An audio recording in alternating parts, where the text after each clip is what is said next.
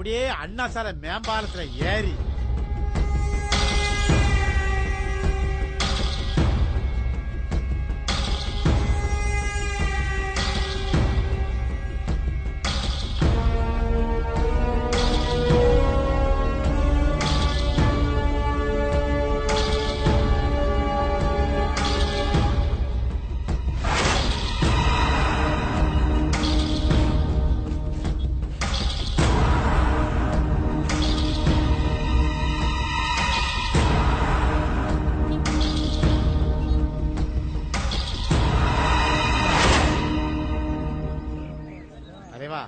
மன்னிக்கணும்.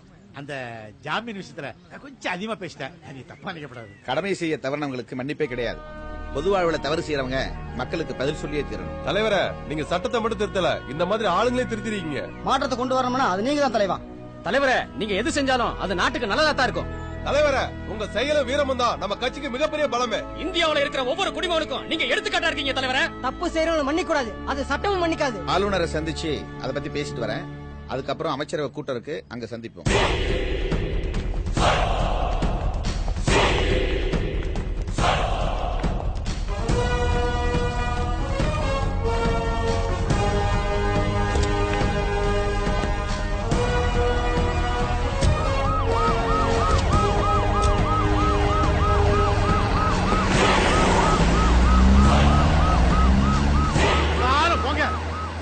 பார்க்க போறியா?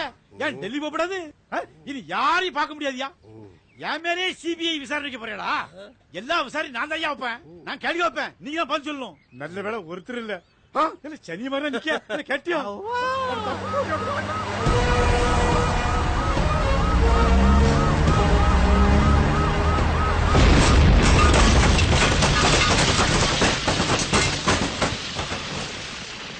முக்கிய அறிவிப்பு. இன்று காலை 10 மணி அளவில் கோட்டை நோக்கி சென்று கொண்டிருந்த முதல்வர் தமிழரசனின் கார் வெடித்து சிதறியது. இதில் முதல்வர் தமிழரசன் சம்பவ இடத்திலேயே உடல் சிதறி உயிரிழந்தார்.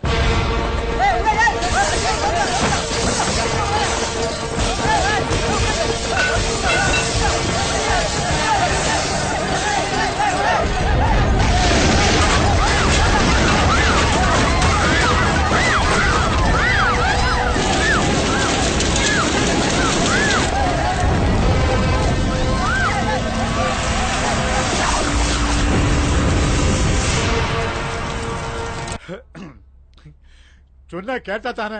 நம்ம சீஃப் மினிஸ்டர் எவ்வளோ சொன்ன பாதுகாப்பு வேணும் பாதுகாப்பு வேணும்னு, கேட்கலையே. எனக்கு எதிரியே இல்லைன்ட்டாரு. இப்ப பாருங்க, அவரு காலிலே பாம்பு வச்சுட்டாருல. ஏன்டா, நானே அந்த காலத்து எஸ்எல்சி, எனக்கு தெரியாதா? அந்த பாம்பை வச்சு நான் தானே சொல்லவே இல்லையா? நான் தான் உழைச்சனும். இங்க பாருங்க, இந்த விஷயத்தை விட சொன்ன. இப்ப நீ யார் சொன்ன பத்தியா? BOM பாம்பு, அதெல்லாம் உனக்கு வச்சிருவேன். ஆமா, நம்ம தலைவர் தமிழரசன் நம்மள எல்லாரும் தவிக்கி விட்டு போயிட்டாரு. எத்தனையோ நல்ல திட்டங்களை மக்களுக்காக செஞ்சிருக்காரு. இன்னும் நிறைய திட்டங்களை செய்யணும்னு என்கிட்ட ஆலோசனை கேட்டாரு. அந்த திட்டங்களை எல்லாம் செய்ய முடியாம நம்மளை விட்டே போயிட்டாரு. குறிப்பா பெண்கள் முன்னேற்றத்துல அதிக அக்கறை எடுத்துக்கிட்டாரு. அப்படிப்பட்ட நல்ல மனிதரை நம்ம மட்டும் இல்ல, இந்த தமிழ்நாடே இழந்து தவிச்சுக்கிட்டு இருக்கு. அவர் விட்டு சென்ற பல நல்ல திட்டங்களை நிறைவேற்ற அவருடைய ஒரே அன்பு தம்பியாகிய நான் இதே முதலமைச்சர் சீட்ல உட்கார்ந்து உங்களை எல்லாத்தையும் கட்டி பிடிச்சி அரவணைச்சு வழி நடத்தி செல்லாமனு முடிவு பண்ணிட்டேன். யோ கல்வி, யார கேட்டு முடிவு பண்ணீங்க? யார கேட்கணும்? இதாயா, இந்த மாதிரி ஆளெல்லாம் உள்ள விடப்படாதுன்னு ஏன்னா பட்டினி எடுத்து நோட்டீஸ் சொல்றேன் தெரியுமா உனக்கு? 35 வருஷமா என் பொண்டாட்டி ரேஷன்ல அரிசி வாங்கி கெஞ்சி வச்சா. 1960 குற்றால அருவி ஷோடு விழும்போது நீ அடிச்சு தூக்கி உள்ள போட்டான். அப்படி செத்து பழச்சு அரசியலுக்கு வந்திருக்கேன். ஒரு நல்ல நேரம் வருது, அதுக்குள்ள சனிய மாதிரி பேசிட்டேன். ஒரு கும்பிடு. யோ, இந்த ஊழ கும்பிடலாம் கும்பிடாதையா. எந்த முடிவா இருந்தாலும் எங்களை கேட்டுதான் முடிவு எடுக்கணும். இவருக்கு நீ சாரபாடியா? அக்கா தங்கச்சி கேட்டீங்களோ? 2 பேரும் ஒண்ணு போல கேள்வி கேட்கல. சரி அப்பா, உங்க முன்னாலே கேட்க, என்ன சீஃப் மினிஸ்டர் சீட்ல உட்கார வைங்க.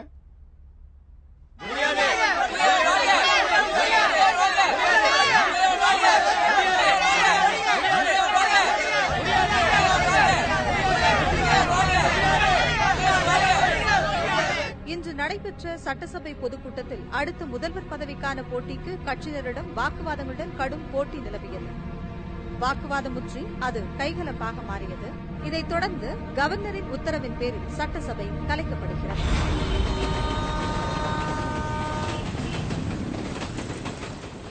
வணக்கம்.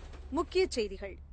அனைவரும் எதிர்பார்த்துக் கொண்டிருந்த சட்டமன்ற பொதுத் தேர்தல் வரும் மே மாதம் நடத்தப்படும் என்று தேர்தல் ஆணையர் அறிவித்துள்ளார். அதன்படி மே 5ஆம் தேதி பொதுத் தேர்தல் நடைபெறும் என்று அறிவிக்கப்பட்டுள்ளது.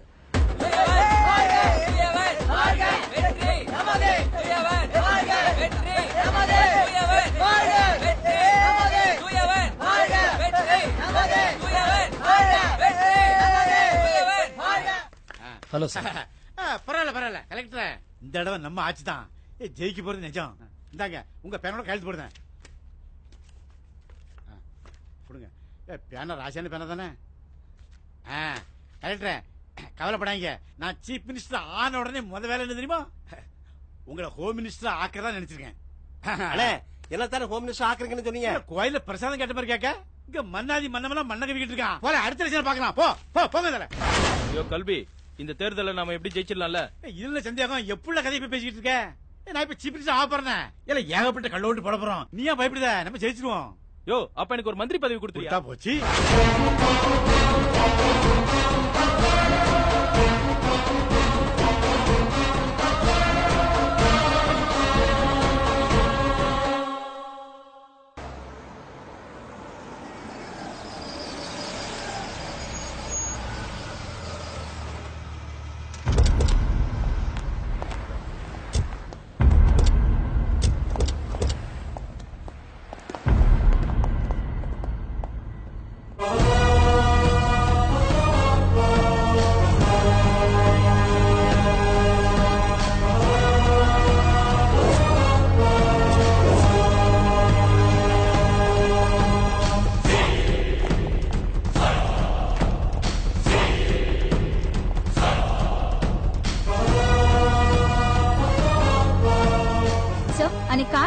நீங்க இறந்துட்டதா நினைச்சிட்டு இருந்தோம். இன்னைக்கு எப்படி உயிரோட வந்தீங்க? எங்களுக்கு எல்லாம் ஆச்சரியமா இருக்கு.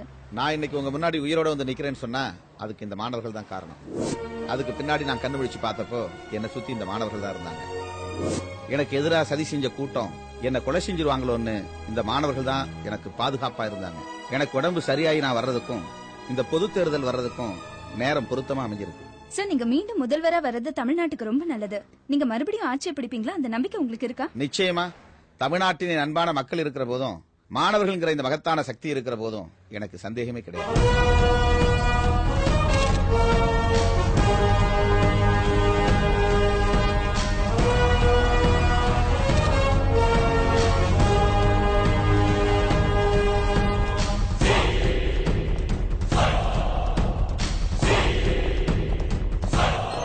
சார் நீங்களா? என்னால நம்பவே முடியல சார். நீங்க திரும்பி வந்தது ரொம்ப சந்தோஷம். உங்களை மாதிரி நல்லவங்களுடைய வாழ்த்து இருக்கும் போது எனக்கு ஒன்னும் ஆகாதுங்க. உட்காருங்க சார்.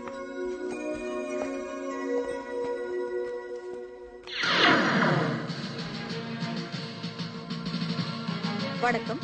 முக்கிய செய்திகள். நடந்த கார் குண்டுவெடிப்பு சம்பவத்தில் இறந்துவிட்டதாக கருதப்பட்ட முன்னாள் தமிழக முதல்வர் தமிழரசன் அவர்கள் அதிர்ஷ்டவசமாக உயிருடன் வந்து தேர்தலில் போட்டியிட மனு தாக்கல் செய்துள்ளார். இச்சம்பவம் அனைவருக்கும் மகிழ்ச்சியையும் ஆச்சரியத்தையும் ஏற்படுத்தியுள்ளது. முதல்வரின் இந்த திடீர் வருகை காரணமாக காரில் குண்டு வைத்தது யார் என்ற உண்மை மிக விரைவில் தெரியவரும். யோ கல்வி, உண்மையிலேயே நீ சிஎம் கார்ல பாம்பு வச்சியா இல்லையா? பின்ன காருக்குள்ள வைக்காம கடலுக்குள்ளே போட்டேன். நம்ம ரெண்டு பேரும் உயிர்க்குறா பழையும் என் மேல சந்தேகப்பட்ட பத்தியா? அதான் உயிரை பிடிக்க மாட்டேங்க பாத்துக்கோ. அந்த பம்பாய்க்கார பெயிலுவானுவோ அவங்ககிட்ட நம்ம ரெண்டு பேரும் தானே பேசணும். அவனு பாம்பு வைக்கும் போது நான் பக்கத்துல நின்றுகிட்டு இருந்தேன். ஒருவேளை பாம கடல் வழியா கொண்டாடணும்னு சொன்னானுல, அந்த கடல் தண்ணி போய் நனைஞ்சிருக்குமோ? அதான் வெடிக்கலையோ? சிஎம் பாம்பிளாஸ்டிங் பண்ணி வெடிச்சு செய்து வந்திருக்க. அப்ப இதுல ஏதோ சதி நடந்திருக்கு. யோ கல்வி, எல்லாத்தையும் விட்டுட்டு கடைசியில உங்ககிட்ட வந்திருக்கேன். அந்த சிஎம் மட்டும் திரும்பவும் ஜெயிச்சு சிஎம்மா வந்துட்டான்னு வச்சுக்க, நம்ம எல்லாத்துக்கும் ஜெயிலு தான். அப்புறம் அந்த ஸ்டூடெண்ட் சொன்ன மாதிரி நாம ஜாமீன்ல கூட வெளியே வர முடியாது. பாத்துக்க. அப்படியே சிஎம் ஜெயிச்சிட்டாலும் அவன் சீட்ல உட்கார அவன் உயிரோடு இருக்க மாட்டான். நீ ஏன் பயப்படுத? யோ, ஒருவேளை அவன் திரும்ப ஜெயிச்சு சிஎம்மா வந்துட்டா நீ என்னையா பண்ணுவ? என்ன பண்ணுவா? நம்ம ரெண்டு பேரும் வெளிநாடு போறதுக்கு ஏற்பாடு பண்ணிட்டேன். நீ ஏன் பயப்படுத? ஸ்டூடண்ட்ஸ் கேக்குற ஜாமீன் ரத்தாகுமா? அத பத்தி நீங்க என்ன நினைக்கிறீங்க? சிஎம் இதுக்கெல்லாம் சப்போர்ட் பண்ணுவாங்களா? இன்னைக்கு நம்ம சிஎம் உயிரோட வந்திருக்காருன்னா அது காரணம் ஸ்டூடெண்ட்ஸ் தான். ஸ்டூடெண்ட்ஸ் சக்திங்கிறது சாதாரண சக்தி இல்ல, அது மாபெரும் மகத்தான சக்தி. அதே மாதிரி வரப்போற தேர்தலையோ நம்ம தலைவர் தமிழரசன் தான் நிச்சயமா ஜெயிப்பாரு. அவர் ஜெயிச்சு வந்ததோ இந்த ஜாமீன்ங்கிற சட்டத்தை அடியோட ரத்து செஞ்சு நம்ம தமிழ்நாட்டுல ரவுடிசம் அநியாயம் அக்கிரமம் அத்தனை ஒழிச்சு மறுமலர்ச்சி உருவாக்குவார் நம்ம தலைவர். இளவரசே, பொதுமக்களை பத்தியோ ஊடகங்களை பத்தியோ கவலைப்படாதீங்க. அவங்க நமக்கு பக்கபலமா இருப்பாங்க. நான் உயிரோட வந்துட்டேன், மக்களுக்கும் அது தெரியும். நீங்க வழக்கம் போல கல்லூரிக்கு போங்க, படிப்புல கவனம் செலுத்துங்க. மக்கள் நமக்கு பக்கபலமா இருப்பாங்க, எல்லாம் நல்லபடியா நடக்கும். பொறுத்திருந்து பார்க்கலாம். நீங்க இருக்கிற வரைக்கும் எங்களுக்கு எந்த பயமும் கிடையாது சார். இனிமே நாங்க தைரியமா இருப்போம். ஆமா சார். சிஎம் காப்பாத்தி 6 மாசமா தலைமறைவா வச்சிருந்தீங்க, அதுக்கான காரணம் என்ன? உங்க நோக்கம் என்ன? அவரை நாங்க சீக்கிரமா ஒப்படைச்சிருந்தோம்னா அவர் உயிரோடவே பார்த்துட்டு இருக்க முடியாது. அதனாலதான் 6 மாசம் கழிச்சு ஒப்படைச்சோம். அடுத்து உங்க திட்டம் என்ன சார்? பொறுத்திருந்து பாருங்க ஸ்டூடெண்ட்ஸ் பவர்னா என்னன்னு. Please it. இப்ப நிலைமை கிரிட்டிக்கலா இருக்கு, உங்களுக்கு எல்லாம் தெரியும். என்ன செய்யலாம்னு முடிவு பண்ணிருக்கீங்க? சார், இதுக்கு முன்னாடி நம்ம சிஎம் அந்த ஸ்டூடெண்ட்ஸ்க்கு அட்வைஸ் பண்ணி சரண்டராக சொல்லியிருக்காரு. சோ அவங்களை அரெஸ்ட் பண்றதுதான் நம்ம கடமை. எப்பவுமே கடமைன்னு சில விஷயத்துல நம்ம அவசரப்படுறோம். அது பப்ளிக் மத்தியில ஆன்டி ரியாக்ஷனா போயிருது. சார், ஸ்டூடெண்ட்களுக்கு இப்போ மக்கள் மத்தியில நிறைய ரெஸ்பான்ஸ் இருக்கு சார். அப்படின்னா நமக்கு ரெஸ்பான்ஸ் இல்லங்கிறீங்க? தட்ஸ் ரைட், அதான் நானும் நினைக்கிறேன். என்னதான் ஸ்டூடெண்ட்ஸ் கடத்தல் குற்றச்சாட்டு பண்ணிருந்தாலும் உங்களையோ பப்ளிக்கையோ பாதிக்கல. Yes sir. am I right? நம்ம ஸ்டூடெண்ட்ஸ் விஷயத்துல அவசரப்படக்கூடாது சார். நீங்க எதை சொல்ல போறீங்கன்னு எனக்கு தெரியும். Cool down. நம்ம எவ்வளவோ விஷயங்கள்ல அரசியல்வாதிகளுக்கு நேரடியாகவோ மறைமுகமாகவோ ஆதரவா இருந்திருப்போம். ஸ்டூடெண்ட்ஸ் வருங்கால தூண்கள். சொசைட்டி, அவங்க சொசைட்டியின் நாகரிகம். அவங்களுக்கு ஒரு வாய்ப்பு கொடுத்து தான் பாப்போமே. இது ஒரு புது அனுபவமா இருக்கும்னு நினைக்கிறேன். நம்ம ஸ்டூடெண்ட்ஸ் அரெஸ்ட் பண்றதை விட்டுட்டு அவங்கள வாட்ச் பண்ணி தான் பாப்போமே. நல்ல ரிசல்ட் கிடைக்கும்னு நினைக்கிறேன். நீங்க என்ன சொல்றீங்க? Yes sir.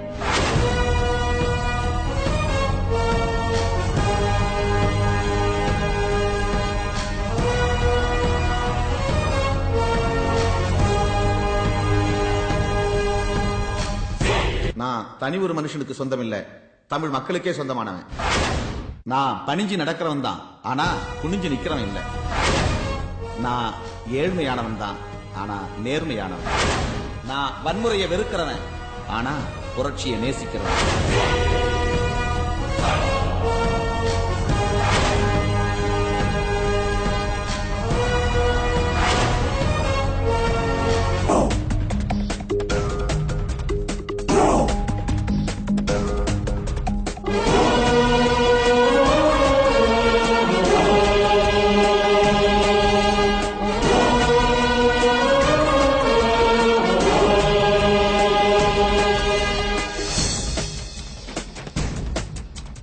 விழித்தெழு மனிதா விழித்தெழு, அடிமை இலங்கை நொறுக்கிட வெடித்தெழு. கொதித்தெழு மனிதா கொதித்தெழு, குருதி கொந்தடித்து கொப்பளித்து குமுறியெழு. கொதித்தெழு மனிதா கொதித்தெழு, குருதி கொந்தடித்து கொப்பளித்து குமுறியெழு. விழித்தெழு விழித்தெழு விழித்தெழு மனிதா விழித்தெழு. விழித்தெழு விழித்தெழு விழித்தெழு மனிதா விழித்தெழு.